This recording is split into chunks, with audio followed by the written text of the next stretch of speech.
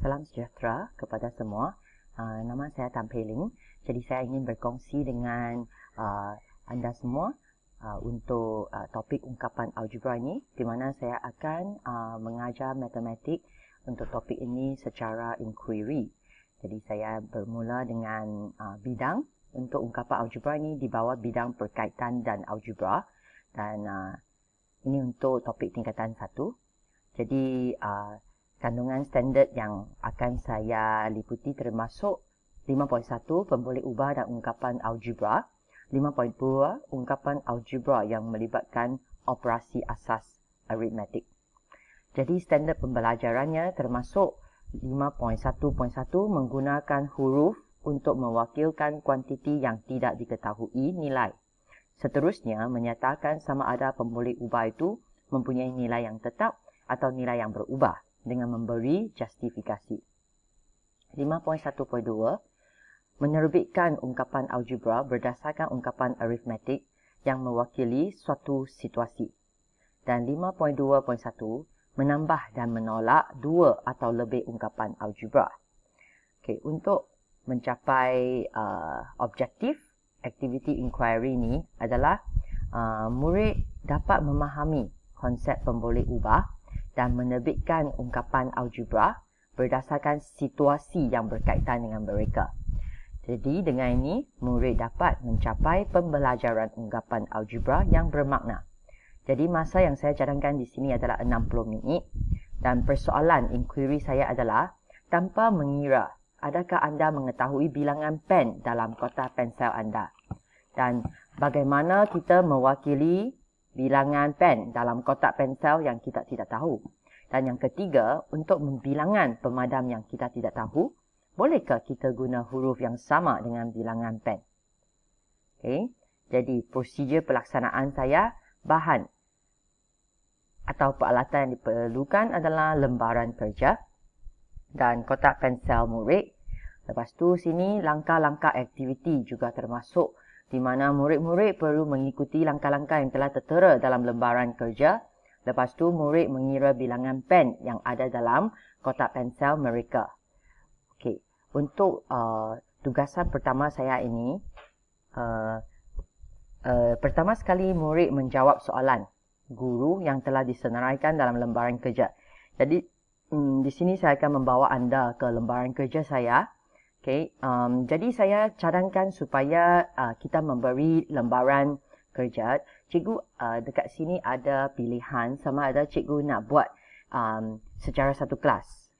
Okay, dalam setting whole class ataupun boleh buat bagi pelajar buat secara individu. Okay, sebab terpulang kepada paras kemahiran pelajar.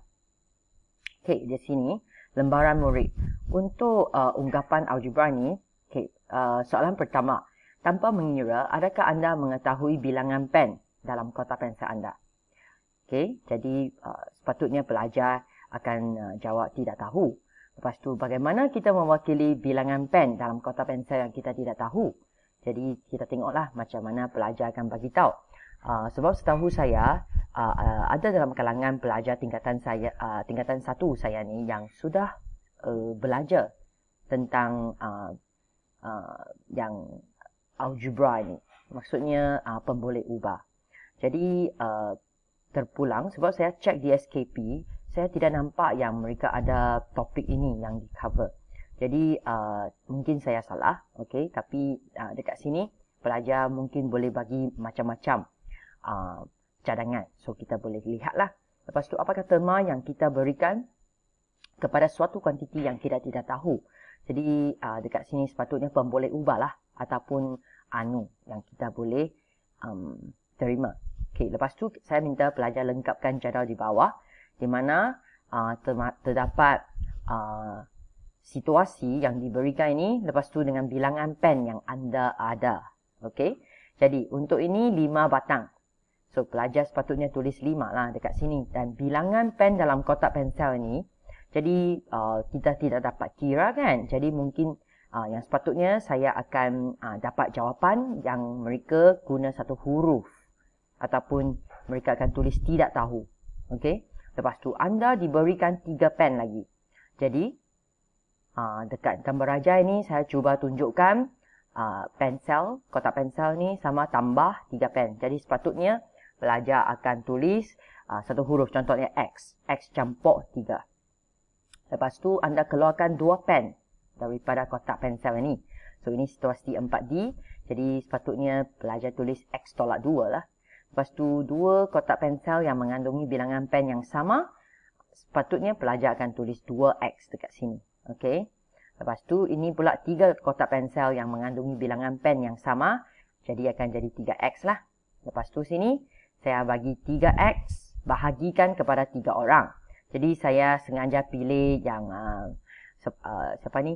Korean pop star. Sebab pelajar saya ni memang minat Korean pop star. Okey. Jadi dekat sini sepatutnya pelajar akan tulis 3X bahagi 3 lah.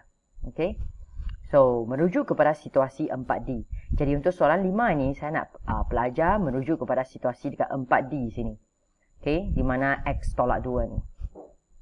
Okey, untuk X tolak 2, jika orang bertanya ke anda, berapakah pen yang anda ada? Apakah jawapan anda? Dengan erti kata lain, anda ungkapkan bilangan pen yang anda ada dalam bentuk ungkapan algebra. Jadi saya nak pelajar bagi tahu. Bila orang tanya, kita bagi tahu, oh, yang pen yang saya ada ni X tolak 2. Okey. Jadi inilah jawapan dia. Sebab banyak kali pelajar nak jawapan dalam bentuk nombor. Jadi kalau dekat sini saya walaupun soalan nampak panjang sikit, tapi saya nak pelajar faham yang kita boleh ungkapkan bilangan pen tu dalam bentuk X tolak 2. Macam tu. Okey, lepas tu bandingkan. Soalan 6. Bandingkan bilangan pen yang anda ada pada situasi 4C dan 4F. Apakah perbezaan yang anda dapat lihat? Cuba terangkan sebab terdapatnya perbezaan ini.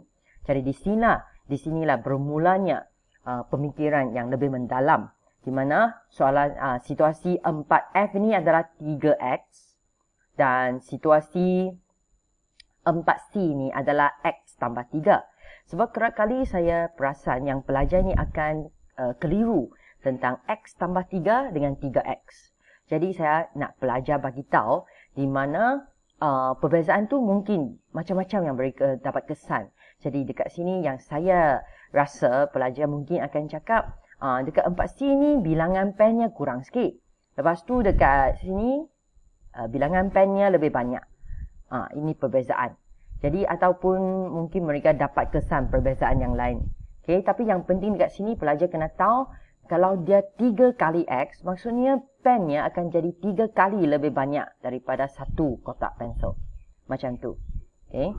So, ini untuk soalan 6. Jadi soalan 7, sekarang anda cuba kira bilangan pen yang ada dalam kotak pensel anda. Tidak termasuk alat tulis yang lain. Isikan bilangan tersebut ke dalam jadual soalan 4 dengan warna pen yang berlainan. Jadi, apakah jawapan bagi huruf yang anda pilih dalam soalan 2? Ya. Jadi, dekat sini, saya nak mereka betul-betul kira bilangan pen yang mereka ada. Supaya mereka dapat rasa, oh, ini betul-betul ya. Pelajar akan ada ingatan yang lebih mendalam. Sebab mereka sekarang mula kira bilangan pen yang ada. Lepas tu, contohnya, seorang pelajar tu ada 5 pen. So, bila dia kira dapat 5, dia akan masukkan sini 5. Lepas tu, soalan 4B ni 5. Lepas tu, 5 campur 3 pula, mereka sepatutnya tulis 8. Dengan 5 tolak 2 ni akan jadi 5 tolak 2 dapat 3. Lepas tu, di sini dia akan 2 kali 5, dia akan dapat 10. Jadi, dekat sini pelajar dapat nampak yang ungkapan algebra yang mereka tulis tadi sekarang telah menjadi nombor. Sebab dia sudah ada satu bilangan dekat situ. Okay? Dan itu personalized. Maksudnya ikut individu. Okay? Lepas tu, selepas soalan 7 ni, mereka akan tahu huruf yang mereka pilih itu adalah 5. Okay? Dalam soalan 2. Lepas tu, tentukan sama ada pemboleh ubah bilangan pen yang anda miliki itu mempunyai nilai yang tetap ataupun nilai yang berubah. Jadi dekat sini saya nak tengok macam mana pelajar justifikasikan. Jadi mungkin ada yang cakap nilai yang tetap. Sebab memang 5 lah all the while. Saya pun memang ada 5 pen saja. Ataupun nilai yang berubah, mungkin juga mereka boleh justifikasikan. sebab mungkin esok saya akan beli lagi ataupun saya akan hilang, jadi bilangan akan berkurang. Okay. Lepas tu saya nak pelajar beri satu contoh situasi untuk pemboleh ubah yang mempunyai nilai yang tetap, dan satu lagi contoh situasi bagi pemboleh ubah yang nilainya berubah. Jadi dekat sini pemboleh ubah yang mempunyai nilai yang tetap mungkin biar K menjadi bilangan hari dalam satu minggu, kan? Ataupun bilangan K mewakili bilangan jam dalam satu hari, kan? Semua ini adalah pemboleh ubah yang nilainya tetap. Lepas tu pemboleh ubah yang nilainya berubah boleh macam-macam lah. Pelajar boleh fikir macam bilangan buku dalam beg, ataupun kita tengoklah apa yang mereka boleh kaitkan. Lepas tu dekat situ soalan 9 mereka akan mula kembang. Maksudnya dia mula generalize, kan? Mengeneralisasikan apa yang telah mereka belajar dengan jika kita tengok mereka telah boleh memberikan contoh yang lain. Lepas tu untuk 10 saya nak mereka mula extend pula dengan masukkan pemadam. Untuk bilangan pemadam yang kita tidak tahu, bolehkah kita menggunakan pemboleh ubah yang sama? Justifikasikan jawapan anda. Jadi kita tengok sinilah. Kalau mereka kata boleh, kenapa? Kalau yang kita nak tu cakap tak boleh sebab memang dia pemboleh ubah yang tidak sama, macam tu, untuk dua kuantiti yang berbeza. Merujuk kepada soalan 11, merujuk kepada situasi 4F, jika anda juga ingin mewakilkan bilangan pemadam dalam kotak pensel, apakah ungkapan algebra untuk mewakilkan jumlah benda yang anda ada sekarang? Justifikasikan jawapan anda. Jadi dekat sini saya nak mereka masukkan 4F ni, okay, untuk 3X.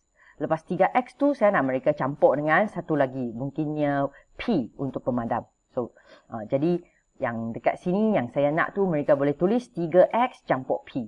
Okay, sebab P tu mewakilkan bilangan pemadam. Okay, lepas tu jadi dekat sini pelajar sudah boleh extend ke satu lagi unknown. Okay, lepas tu dekat sini saya bagi catatan. Untuk murid cemerlang, mungkin guru-guru boleh keluarkan tanda tambah dan tolak daripada jadual soalan 4. Okay, so jadual soalan 4 ni, sini tambah dengan tolak, mungkin cikgu boleh keluarkan untuk pelajar yang lebih pandai lah. Ini cuma satu cadangan. Jadi untuk yang seterusnya, saya cadangkan juga tugasan kedua. Sebab dengan menggunakan, setelah pelajar sudah okey dengan satu pemboleh ubah, lepas tu saya nak mereka menggunakan kreativiti anda, gunakan mana-mana operasi aritmetik dan lengkapkan gambar di bawah. Guru boleh bermula dengan satu huruf dalam bulatan besar. Jadi ini sebagai satu contoh lah. Okay? Contoh jawapan. Contohnya kita mula dengan N. Jadi pelajar boleh guna apa-apa operasi saja. Mereka boleh campur satu. Okay? Dekat atas ni operasi, dekat bawah tu jawapan. So dekat sini akan jadi N tambah 1. Lepas tu kali 2. Maksudnya semua ni ada 2 kali. Okay? 2 kali. Lepas tu dia akan jadi kali 2. Lepas tu pelajar akan tulis 2N campur 2. Lepas tu pelajar boleh ikut suka hatilah mereka buat apa pun. Asalkan mereka boleh sampai dekat sini satu jawapan. Lepas tu dekat sini pun satu lagi yang membenarkan mereka tulis sendiri apa yang mereka nak secara kreatifnya. Okay, lepas tu untuk meningkatkan lagi paras kesukaran, guru boleh memberi syarat seperti guru nak yang perbezaan antara dua-dua bulatan kecil ini mesti 4. Contoh. Okay, so ini sebagai salah satu cara lah kita nak lebih tingkatkan lagi paras kesukaran soalan tu. Okay, untuk mentaksir pelajar yang sudah pandai. Okay, untuk pentaksiran ni kita hitung bilangan pensel dalam kotak pensel. Lepas tu pelajar jawab soalan-soalan dalam lembaran kerja yang diedarkan oleh guru. Jadi dekat sini saya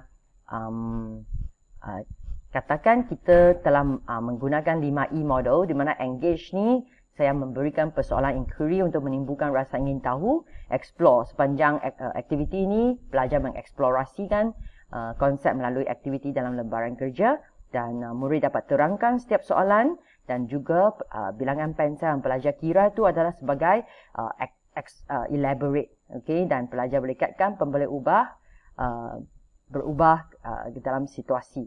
Okay? Dan evaluate tu dapat kita menilai pemahaman murid lah.